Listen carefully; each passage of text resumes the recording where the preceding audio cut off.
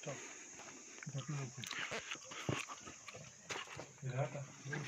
ini pun itu nih. Foto jauh.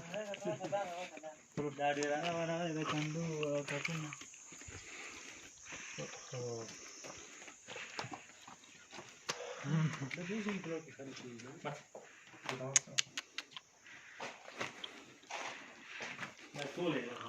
السلام علیکم ملګرو د تیر شوي چې کوم 2009 دلته چې کوم انقلاب راغلی او کوم ملي ریپریشن شو دا زموږ د علاقې لکه موجوده حالات دي دا 2020 د اتمې میاشتې نن مخکې 22 تاریخ نن هم یو بعضې خلک داسې چې هغه د جوړونې وس نه لري دا اوس هم د چا کور دی که څه نه هر څه شته دي او دا موږ د کټې وینې دا د کاله څومره هم ضرورت باندې ټول هر څه خو دلته ابدي خلک نشي کولی هغه وجه چې دا خلک انتهایي غریب دي او حکومت طرفه د اوس پرې داسې پیکیج میلاو لري چې دا غریبان د خپلو بچیو دپاره یو یا دوه چاته کمرې جوړې کوي وایي د دوی کمرې جوړې دا دویم چاتیا دی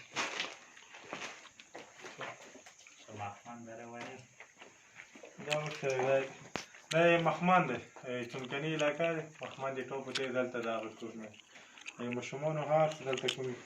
باکسې ماکسې د کټونه هر څه پراته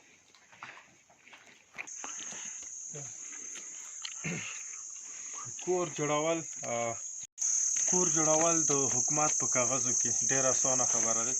حکومت کاغذو کې یو لاک پیسې ته میلاو شي یو نیم لاک میلاو شي نو د حکومت یا د حکومت حکومت د عمود لپاره کومې سپیچ جوړه کړې خاص کر د قبایلو علاقې لپاره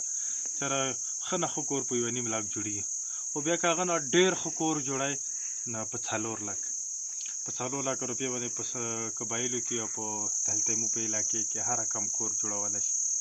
خو که د حکومت دفتر ته وکسي په 4 لکه د حکومت یو کچن هم نه جوړېږي په 4 لکه د حکومت یو افسر یو واشروم هم نه جوړېږي او د مو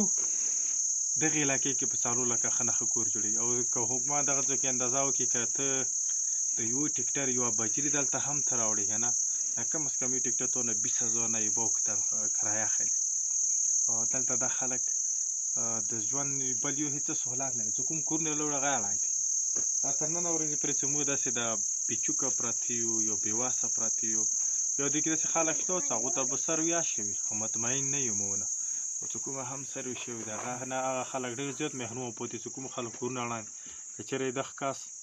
یا دلته د نور ړنګ کورونه دلته نور بیا تاسو څوک ړنګ کورونه